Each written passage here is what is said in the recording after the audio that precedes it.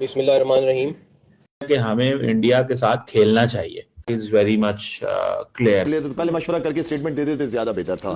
तो अभी भी मोहसिन नकवी साहब ने स्टैंड बहुत स्ट्रांग लिया है। बार मेरा मतलब है कि क्या आपने पाकिस्तान को समझा हुआ क्या है? ठीक है ना, तो स्टैंड लिया है, पूरी कौम पीछे है, जो डिमांड है, जो चीजें हैं। अब ये ना हो कि 2-3 महीने के लिए ठीक है चले गए, चीजें अब हाँ उस हद तक ठीक हो गई एंड देन फिर कोई नया इशू खड़ा कर दिया, फिर कोई इवेंट है नहीं आ रहे, तो बहुत सारी चीजें मनवा के पाकिस्तान इंडिया से मैच खेले, लिखवा के भारत पाकिस्तान 15 तारीख को आमने सामने होंगे, ये बड़ी खबर है।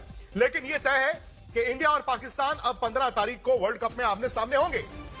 पाकिस्तान क्रिकेट बोर्ड के चीफ मोहसिन नकवी उस मीटिंग में थे। बांग्लादेश के बोर्ड चेयरमैन अमीरुल इस्लाम को बुलाया गया था। एक झूठा सहाफी, जिसे मैं नहीं कहूंगा, नसीम भाई कहते तो कहते, विक्रांत गुप्ता, वो कह रहा है कि जब एक दफा पाकिस्तान के वजीर आजम ने मना कर दिया है कि हम नहीं खेलेंगे, तो अब फिर किस बात में बात हो रही है और वो यू टर्न अपनी बात का कैसे ले सकते हैं। वो कह रहे हैं कि जी पाकिस्तान को हमसे कोई खेलने की जरूरत नहीं है। एक तो पहली बात यह कि इंडिया में उनकी कोई वैल्यू ही नहीं है, वो कुछ भी बोलते रहे। वो मैंने कहा था ना कि व्यूज के चक्कर में बेचारा की बातें करता है, और फिर वो ये बातें नसीम भाई कर रहा है। आपका दोस्त हुआ करता था या अभी भी है विक्रांत गुप्ता, वो कह रहा है वजीर आजम ने कह दिया, अब तो नहीं, अपनी यू टर्न नहीं लेने दूंगा। जबकि मीटिंगें हो गई हैं, सारी बातें हो गई हैं, सो मेरा सवाल यही है कि प्रधानमंत्री को, प्राइम मिनिस्टर की बात को चेंज करना पाकिस्तान क्रिकेट बोर्ड के लिए कितना आसान या कितना मुश्किल? यू टर्न तो इनके हाथ में क्या है? हाँ, ये भी पूछो उसकी औकात क्या है। ये फैसला करेंगे कि पाकिस्तान यू टर्न लेगा या नहीं लेगा। और यू टर्न लेने के लिए आपने अपने जितने चाचाओं को और अपने मामुओं को हमारे मुल्क में भेजा हुआ है, क्या हमें समझ में नहीं आ रहा वो किसने भेजा है? ये क्या खुद आ गए यहाँ पे मनाने के लिए?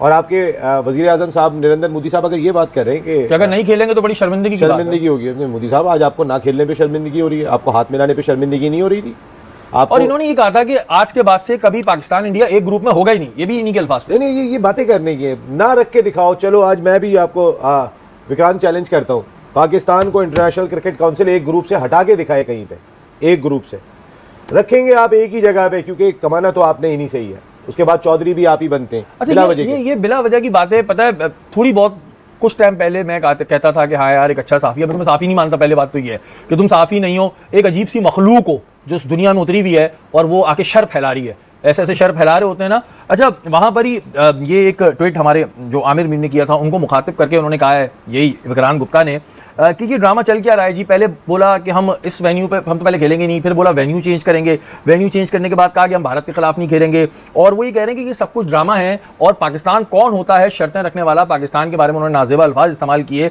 इस आदमी ने, आमिर मीर को मुखातिब करके। ड्रामा मेरे ख्याल से स्टार्ट हुआ है बीसीसीआई से। ये सारे जो चीज़ें अब नज़र आ रहे हैं क्रिकेट के अंदर, ये बीसीसीआई की वजह से हो रहा है।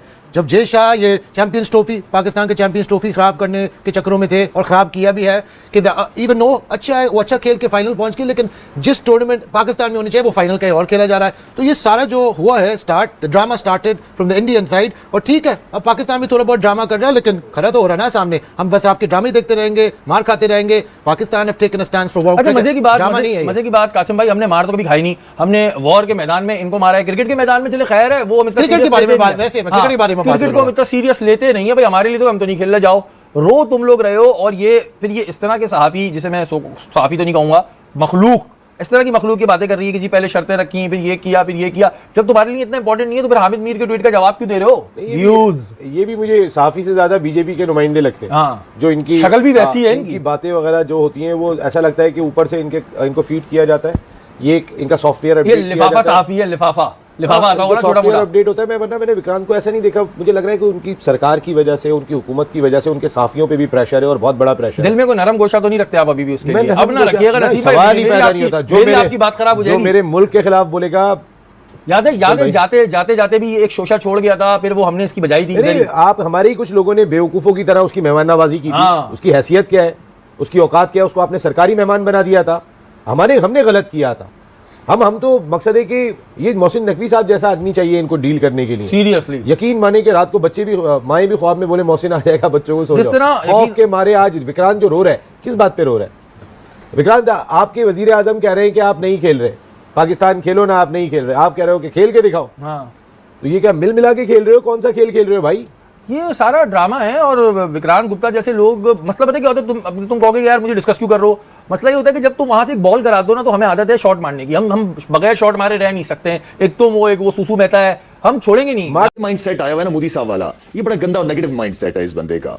इसकी वजह से बाकी लोग जो इंडियन है ना वो बदनाम हो रहे हैं दुनिया में। तो आई थिंक इन चीजों को बिल्कुल साइड पे रखें और पॉजिटिव यार एक होता है ना कि आप ठीक है वहां पे भी इशू है, हमारे खिलाफ कुछ होंगे, हमारी भी इश्यूज हैं, आप बैठ के बात क्यों नहीं करते? आप जब तक मिलोगे नहीं, आप बैठोगे नहीं, बात नहीं करोगे इश्यूज पे, तो इश्यूज तो बढ़ते रहेंगे। तीसरा फरीकैन जो है वो फायदा उठा रहा होता है। तो अब अभी भी मोहसिन नकवी साहब ने स्टैंड बहुत स्ट्रांग लिया है और लेना भी चाहिए।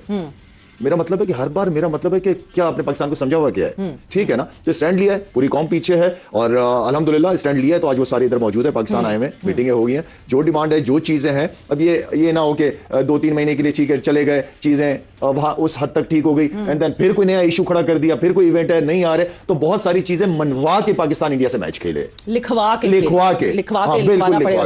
पड़ेगा। बट शायद पर अब इस सारे सिनेरियो में, क्योंकि मैं एज अ प्लेयर माइंडसेट आपसे ये जरूर पूछना चाहूंगी, आप उस टीम का हिस्सा हो जिसके पीछे इतनी कहानी हो चुकी है, खेलेंगे मैच नहीं खेलेंगे इवेंचुअली जी, टीम्स, बोर्ड्स, पता नहीं दुनिया भर के boards, even Emirates cricket board के जो चेयरमैन थे वो भी कनेक्टेड थे जूम से, और इस मीटिंग के दौरान वो भी जूम से कनेक्टेड थे।